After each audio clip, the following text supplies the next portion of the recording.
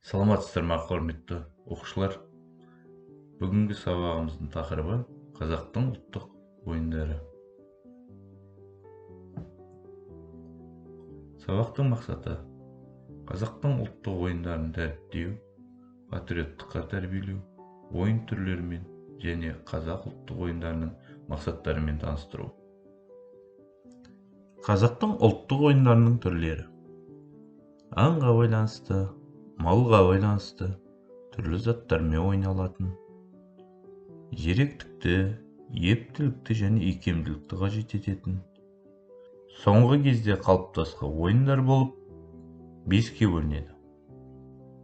Сергіту сәті.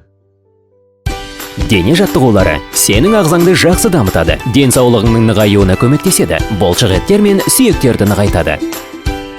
Басты алға артқа, оңға солға иеміз. Одан кейін басты бір жаққа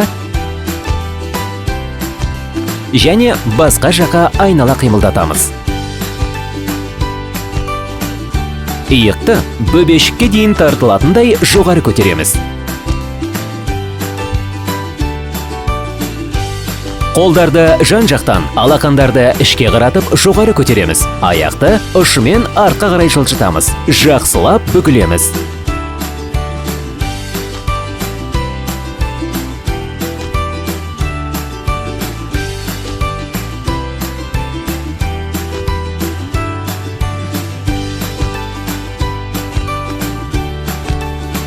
Дененің құрысын жазған соң, негізгі кешенге кірісеміз. Сол қолды жоғары көтереміз. Оң қолды артқа қарай жіберіп, аяқ ұшына тұрамыз. Кейін оң қолды алға көтереміз. Сол қолды артқа қарай жіберіп, аяқ ұшына тұрамыз.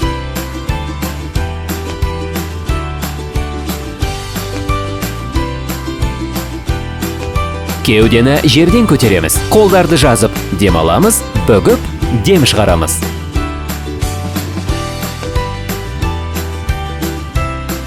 Тізелері бүгілген аяқтарды кезектеп көтереміз. Оң тізені сол шынтаққа, сол тізені оң шынтаққа. Оң аяқтың созылған сол қолдың саусақтарына, сол аяқтың созылған оң қолдың саусақтарына сермеулерді орындаймыз.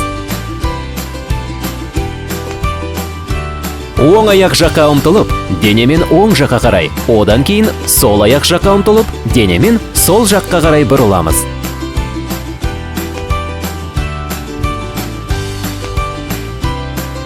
Оң аяқ жаққа ұмтылып, тізерлей отырамыз. Сол аяқ жаққа да солай жасаймыз. Қолдарды жан-жаққа көтереміз. Бір мезгілде сол аяқ жаққа алшақ ұмтыламыз. Басқа да жаққа солай қозғаламыз. Тізерлей отырғанда дем шығарамыз, жазылғанымызда дем аламыз. Екі аяқта секіреміз. Тез шапшаңдықпен дем алуымыз бір қалыпты. Денені аздап оң жаққа бұрып, оң аяққа еңкейеміз. Кейін жазылып, басқа жаққа да қайталаймыз. Еңкейгенде дем шығарамыз, жазылғанда дем аламыз.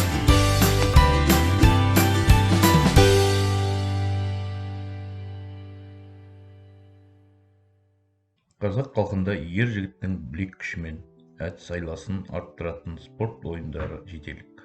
Олардың қатарында көкпар, аударыспақ, жамбы ату сынды ат спорт ойындары бар.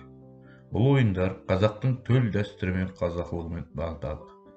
Аударыспақ салт аттылардың бірін-бірі үстінде аударып алу сайысы. Ойынға қайрат күші мол, білекті, батылды, төзімді, шапшаң қимылдап, ат үстінде ойнай білетін ер жігіттер қатысады. Ежелгі заманнан келе жатқан бұл ойын жауынгершілік кезінде найза ұстап, қылыш шабатын жауынгерлерге қажетті қасиеттерін қалыптастырған. Аударыспақ қазіргі кезінде де шопандардың ойында, мерекелерінде де спорт ойынын бір түрі ретінде де өткізіліп жүр. Жамбы ату ойыны көшпенді халқымыз жауынгерлердің мергендік қабілеттерін жетілдіру үшін ойлап тапқан. Ол алдымен әскери жауынгерлікті нығайту болса, екіншіден ел арасында мергендерді анықтап, сыналған садақшыдай арнайы топ жасақтау үшін ұйымдастырылған. Жамбы ату жауынгерлердің шеберлігін дамытатын ойын екені даусыз. Көкпар ұлттық ат спорт ойындарының бірі. Ойынның атауы көк бөрі немесе көк бөрте деген сөзден шыққан. Көкпарға 4-5 жасар серкенің семізі таңдалған. Орташа салмағы 20-30 келдей болады. Басқа малдың терісі жыртылғыш болғандықтан тартылмаған. Көкпар жігіттің күш-жігерін, батылдылығы мен ептілігін, ат үстінде отыру шеберлігін сынайтын ойын түрі. Сонымен қатар, аттың жүйріктілігі мен бабы да бағымдалады. Аталған спорттық ойындарының барлығы да азаматтың бойындағы батылдылықты, төзімділік пен табандылықты арттырады. Дәстүрлі қазақ қоғамында ұл бала шаңырақ иесі, ер азамат ата-ананың қамқоры болып саналады. Сәйкесінше әке оның ер жүрек, батыл болып тәрбиеленгенін қалайды. Ал енді құрметті оқушылар, тапсырманы орындайық. Жасырылған ойын түрлерінің атауларын табыңыздар.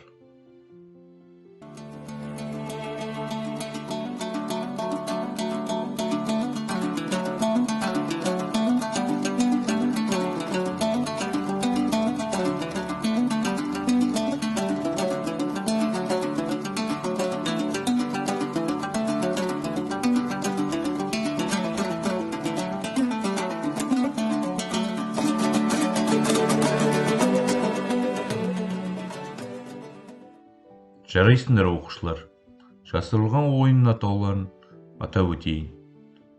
Қазақша күрес. Екі балуан бір-бірімен жекпе-жекке шығады. Екінші тапсырма. Тоғызқұмалақ тақстандар мен жұпсандардың өзара тартысынан құралған. Үшінші ойын атауы. Арқан тарту. Алаң ортасына көлденеңнен сызық сызылады, ұзын жүп немесе арқан керек. Төртінші. Алтыбақан. Бұл елдің сыртында әткеншек құрып өлең айту. Бесінші. Ханталапай ойыны. Ойынға 4-5 бала қатысады, ойынға 10 асық алынады. Алтыншы. Жамбы ату. Шауып келе жатқан аттың үстінен белгіленген затты атып түсіру. Жетінші. Теңге алу. Белгіленген қашықтықта 3-4 жерге шүберекке оралып, күміс немесе теңге тасталынады. Ойыншылар шауып келе жатып, шүберекті алу керек. Сегізінші. Аударыспақ. Ашық алаңда көгалды жерде ойналатын ойын. Аттың үстіндегі екі жігіт бір-бірін аттың үстінен түсіру керек. Бүгінгі сабағымыз аяқталды, құрметті оқушылар. Назарларыңызға рахмет. Сау болыңыздар.